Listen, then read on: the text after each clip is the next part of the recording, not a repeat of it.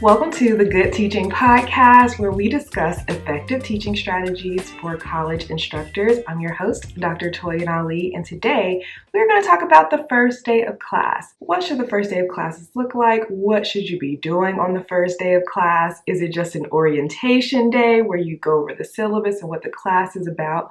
Or should it be a bit more purposeful? That's exactly what we're going to talk about today in today's episode of the Good Teaching Podcast. This episode is brought to you by my Independent Professor Workshop. And in that workshop, I teach other professors how to create and sell their own self-hosted learning experiences beyond what they teach in their universities. So stick around to learn more about that workshop. All right, so let's talk about the purpose of the first day of class. And by the way, everything in this podcast is my own personal opinion, and this has been what's working best for me in my classes and for my students. So I just wanted to make that disclaimer. For me personally, what I think works really well on the first day of classes is to have 4 general goals / purposes for the first day. All right, so I believe that the first day of class is a great opportunity to introduce yourself as well as to introduce your class, like what the class is all about, and have the students introduce themselves to you. The second is to clarify expectations, right? So let the students know what this class is all about. What kind of work are they responsible for? What does it look like in class as well? Number 3, establishing class culture. Like, what are the students going to be doing when they come into the class? Is it okay to talk with their neighbor? Is it okay to do group work? Is it okay to discuss? Or is it like complete silence the whole time? Is technology allowed? Like, what is the culture like for the class? And then finally, I think it's so important if you use this time to demonstrate to your students that they can actually learn from you, that you are a good teacher. And I find that once students know that they can learn from you, they feel so much more comfortable in the class and they're not on edge or like they don't have their guard up as much. Especially for me being someone who teaches math. Math is one of those subjects where a lot of students do not feel comfortable with math. They feel terrified. When it comes to math, they traditionally have not done well in math classes. They're used to sitting in a math class and just being confused the whole time. All right, so I like to take the first day of class as an opportunity to show that actually you can learn from me in class in real time. You don't have to wait till later with a tutor to actually understand what's going on in the class. All right, so I do believe that students should get a feel for what the class is actually like on the very first day. So that means I actually don't think it's the best use of time to just spend the class time walking through the syllabus in full. I personally do not spend a lot of time on the syllabus in my class. I spend about 10 minutes, maybe 12 minutes just hitting the highlights of the syllabus, but it's not actually what we do on the first day of class. I actually ask my students to read the syllabus before class. So I send them an email welcoming them to the class, sending the syllabus, and I ask them to read through it and then come to class with questions about the syllabus. But what things do I talk about when it comes to the syllabus? So what I mean by the highlights is I show them my information, so my name, where my office is, how to email me, how to communicate with me, what office hours is all about. I definitely share that information from the syllabus. I also show on the syllabus like where they can find information, like information about the class will be on the syllabus, also how they'll hear from me, so via email, but mostly through the announcements in our learning management system. So I make that very clear that that's where they can find new information from me. And then also I go over the types of assignments they can expect in the class, as well as the frequency that they'll need to be submitting assignments, turning things in, preparing for tests and things like that. I find that that's typically enough. Like, it kind of gets boring if you're reading the syllabus in each section. I also mention things like this is the calculator that's allowed, these other calculators are not, but other than that, it's very brief. And I actually show, I think I have one here. So if you're watching the video, I actually have one of the calculators. This is the calculator that is recommended for the class, and I usually raise it up, show it to the students, and I also describe the calculators that are not allowed. All right, so if I'm only spending about 10 to 12 minutes of class on the syllabus, what am I actually doing for the rest of the class? Like I mentioned, I like to give students a preview of what the class will be like so they can go in the class with realistic expectations and they can know, all right, when I come to this class, this is expected of me. So I think it's really helpful if whatever my class structure is going to be like, I actually do that on the first day of class. So if I plan to use group work a lot, I'm going to do group work on the first day of class. If I do lecture most of the time, I'm going to give them a little mini lecture on the first day of class so the students can see, what does a lecture feel like? What kind of notes do they need to be taking? Like what kind of things they need to bring to class to take notes? If you're someone who does a lot of presentations, maybe there's a small way that you can get students to present to the class, whether it's just like sharing information about themselves, or meeting in groups and kind of reporting from their group so they can get a feel for, okay, this class is about presentations and we're doing it on the first day, so I know it's real. All right, so what I want to do next is share 3 activities that I do in 3 different classes that I teach. So I actually don't do the exact same thing on the first day of class for all of my classes. I do a different thing for each type of class. It's customized to the class that I teach. And I do want to make another disclaimer here. I teach very small classes. My classes typically have about 19 students or less. And one of my classes has 30 students, and that's like a big class for me. I'm very fortunate to have hired as part of the small class size initiative for my school, so most of my classes are very small. And so that being said, if you do teach bigger classes and you found some wonderful activities or things to do on the first day of class, I would love to have you on the podcast. So if you would reach out to me on Instagram or LinkedIn, my handle is at Dr. Toyin Alli, both places. I'd love to hear about what you do for your bigger classes on the first day of class and have you on the podcast so that you can share it with everyone else. I think that would be really, really helpful. Okay, so like I mentioned, I teach 3 main classes. Those are the only classes I teach, and I prefer it that way. I teach precalculus, calculus 1, and applied linear algebra. And I'm going to walk through what I do on the first day of class for each of those 3 classes. And I'll also share like my thought process for why I chose these activities for each of the classes. All right, let's get into precalculus. So precalculus is a very much introductory level math class. This is part of the small class size initiative for my school. So no more than 19 students can register for the class. So I always have 19 students or less. The demographics of this class is mostly freshmen. Occasionally there's a senior who's waited until the last semester to take a math class, but it's mostly freshmen, and this group of students has traditionally struggled with math. They're terrified of math. They've never been able to learn from their math teacher. They kind of have this hopeless, defeated attitude when they come into class.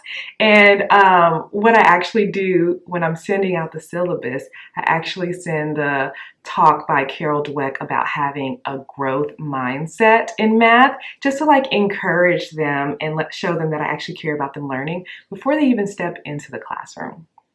Okay, so let's talk about my first day activity. Keeping that in mind, the purpose is to show the students that they can learn from me. Also, this class is a flipped class, meaning they watch video lectures before they get to class, and in class they work in groups. And I walk around and I'm there to answer questions for them in real time instead of having them struggle on their own and then feel terrified to ask me questions when they're already at home. So we just do that stuff in class. So that is the purpose of the flipped class framework that we chose for this class. So my first day activity, I want to, 1, show them that they can learn from me. I also do a lecture that is in the exact same style as the video lectures. So I make it clear to say what we're doing here is exactly what the video lectures look like, right? I have like a shell of the notes and I fill it in, and they're watching me write it on the document camera, and they also have a copy of that shell of the notes, and so they're filling it in as I'm filling it in, and that's exactly what they do in the video lectures. So they get an idea of what the video lectures are about, so they don't have to feel afraid about those, thinking that they won't be able to learn from the video lectures. And I also want to demonstrate how group work will work in the class. I want them to learn that, okay, we're doing group work every day, so it's important to get comfortable with your classmates. Okay, so what is the activity? So the activity is a mini lecture with a crowd crumple, and I'll explain what a crowd crumple is in just a moment.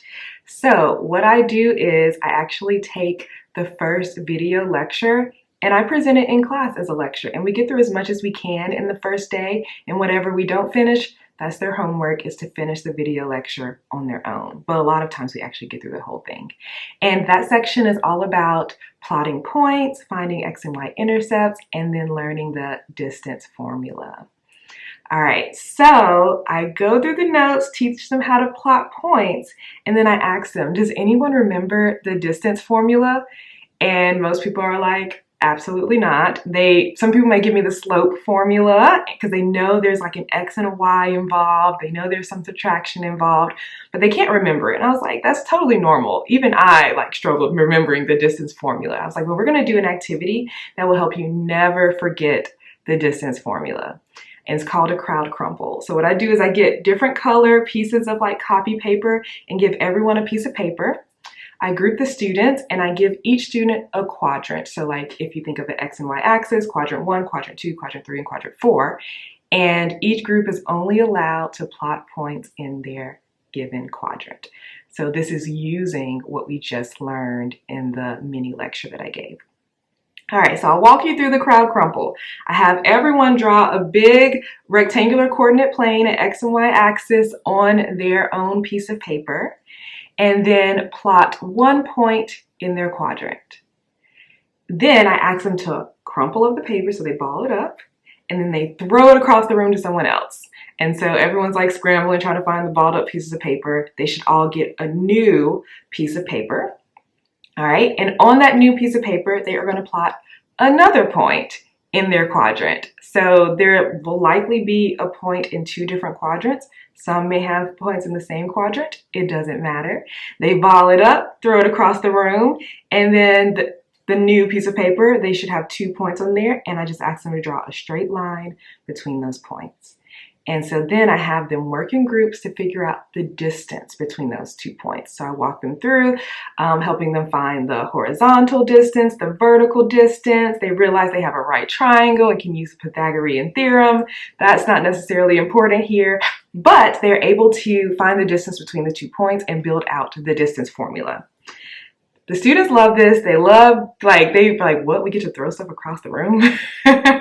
They have a good time. They talk to each other and they learn something. And they're like, wow, I actually learned math today. And so if you're interested in the crowd crumple, it works best for topics or concepts where you're adding on. So maybe there's a multi-part definition. One person can do one part, throw it across the room, the next person does the next part. So anything that's kind of you add on or is iterative, the crowd crumple works well here. All right, so that is what I do for that class. Next, let's talk about Calculus 1. So Calculus 1, also part of the small class initiative for my school. So there are 19 students max in that class. The demographics, it's a mix. This is probably the most wildly varied mix of students I ever have. I have freshman students, I have sophomore students, I have students who have never taken calculus before. I've had students who took calculus in high school, they just didn't get the credit. I have students who didn't do well in calculus. It's just a whole mix. And so that can be pretty challenging to teach. But in this class, the goal of the first day activity for me is to demonstrate group work because, once again, this is a flipped class, even though I have taught this with a lecture style plus group work days. So some days will be all lecture with activities, and then some days will be just straight up group work the whole time.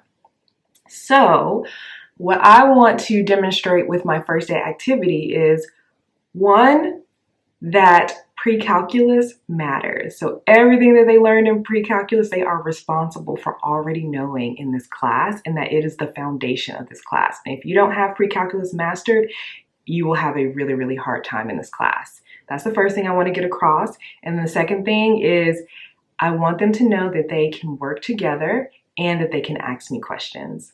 All right, so The other two-part first day activity, I do this worksheet called Who Am I? So it's a Who Am I worksheet, and it kind of asks students questions. It asks them to draw a little self-portrait of themselves, asks them like what their hometown is, what their major is, their favorite like hobbies, books, movies, things like that. But really the thing that I'm looking for is there's this one question, what makes a good math teacher? And I love to hear what the students say. They almost always say the same thing. Someone who is very clear and someone who understands the topic, and someone who's kind.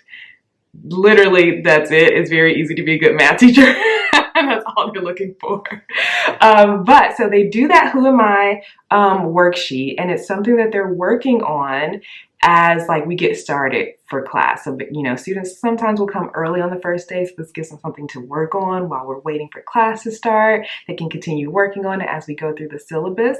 And once they finish the worksheet, we do like a get to know each other activity. So I set my timer for about 7 minutes and I say, all right, everyone, here's what we're gonna do.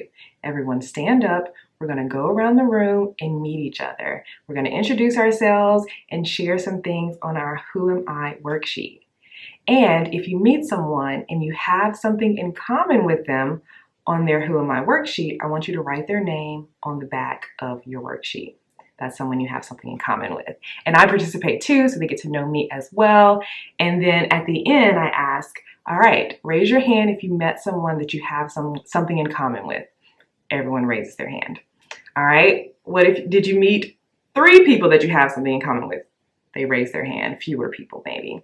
And then I asked 5, 7, I was like, did anyone meet like 10 or 12 people? And so inevitably someone has like the most. Maybe 2 people met the most people that they have something in common with. I was like, all right, this person, you are rewarded. What do they win, everyone? They win 1 bonus point on the very first quiz that's happening today. And everyone's like, oh my gosh, we have a quiz today? I'm not prepared. I was like, don't worry. This quiz is on precalculus, so theoretically it's stuff you've learned before. You can work in groups, you can work together, and you can take it home and use any past notes and bring it back to me at the end of the week. You can also ask me questions, come to office hours, right? So it kind of lowers the stakes, and people get more confident and they feel like, okay, this isn't so bad. And so then I give them time to work on it together. And that is the first day activity for Calculus 1. All right, and then finally, my third class is Applied Linear Algebra. This class typically has about 30 or so students, maybe a couple extra students get added, 32 students in the class. The demographics here are typically maybe like sophomores and juniors, a lot of computer science majors, physics majors, and statistics majors. And this is a class where math turns into something that's not computational anymore. It's not just equations and solving and numbers. It turns into words, and they'll be proving things and writing definitions and using a lot of conceptual knowledge. And this is very, very challenging for my students. And so what I want to demonstrate on the first day of class is that this is a different math class. We got to use our words here. So the activity that I do is I have them in groups, which, by the way, this class is taught in mostly a lecture style, and then every other week we have this big group work day where they work together and practice problems and using their words and definitions, and then they do a group quiz together at the end. So it's mostly lecture style. There's some group work, and there's a little bit of video and reading assignments that they'll do outside of class, maybe like 1 per week or 1 every other week. So first day of class, I want them to get used to using their words and get used to talking about their words together, because that's what they will do with their group work. So I get them in groups, and then I ask them, so the class is called Applied Linear Algebra. So I ask them to write down what they believe the definition for linear is. What does it mean for something to be linear? So they write that down. And then I ask them what it means what algebra means. Like, what does the word algebra mean? And so then we go around the room, ask one group, what do you say that linear means? What do you say that algebra means? Linear, algebra, linear, algebra. So we go back and forth until we get all of the groups. And then I ask, well, what do you think linear algebra is all about? And so I have them write down what linear algebra is what they think linear algebra is all about based on those other two definitions. And I usually give them an index card because it's easier for me to keep. And so I collect the index cards and I tell them, all right, everyone, I'm not going to tell you what linear algebra is right now. We're going to go through the class and I'll bring these index cards back at the end of the semester, and then we can see what things you are right about, like intuitively about linear algebra, and then have them come up with what linear algebra actually is after they've learned what's happened in the class. They really, really enjoy that. All right, so those are 3 first day activities that I do with my 3 different classes. I would love to hear from you. So I'm going to put a dedicated post on LinkedIn and Instagram asking, what do you do on the first day of class? And I would love to compile a list that I can share with all of the podcast listeners and watchers so that we can collaborate and get some ideas from each other. So definitely be on the lookout. You can follow me on Instagram and LinkedIn at Dr. Toyin Alli. As I mentioned, this episode is sponsored by the Independent Professor Workshop. And so this workshop is for academics, professors who really kind of have this burning desire that they really want a bigger impact than what they're having teaching their own university classes or in their one-on-one mentoring relationships. They really want to teach something and help other people in ways that aren't really covered in the scope of their university's curriculum.